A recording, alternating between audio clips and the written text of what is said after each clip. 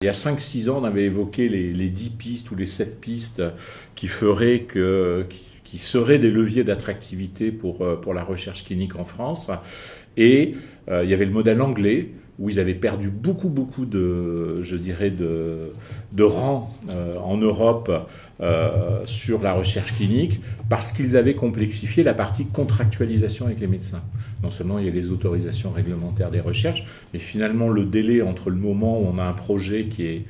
écrit, fini, protocolé, et le moment où la recherche démarre, c'est un indicateur majeur pour les décisionnaires qui sont dans les grandes industries. Et parmi ces délais, quand on le découpe en sous-délais, il y a à la fois les délais réglementaires, et c'est un des sujets qui est très actif actuellement, réglementairement et techniquement en France, mais il y a aussi le délai de contractualisation avec les centres, où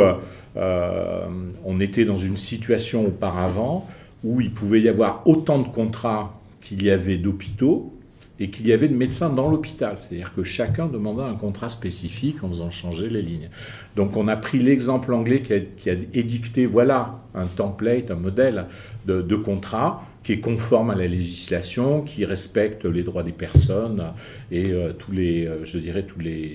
risques de la recherche. Il n'y a pas besoin de le relire, il y a juste besoin de se mettre d'accord à la limite sur les valorisations des actes et des choses comme ça. Et c'est la Convention unique hospitalière. Donc on en est aujourd'hui à la version 2, qui au départ, pour des raisons je dirais, techniques et réglementaires, juridiques, était uniquement adressée vers les hôpitaux publics, vers la sphère publique, et qui depuis donc maintenant pratiquement 2 ans, je crois, à peu près, et s'applique à tout le territoire, quelle que soit l'origine et la structure de l'établissement de santé. Et ce contrat unique, toutes les CRO et tous les industriels vous le diront, permet,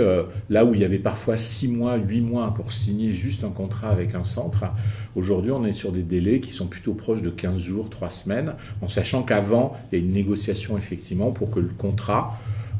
soit unique et soit ensuite distribué à tous les centres.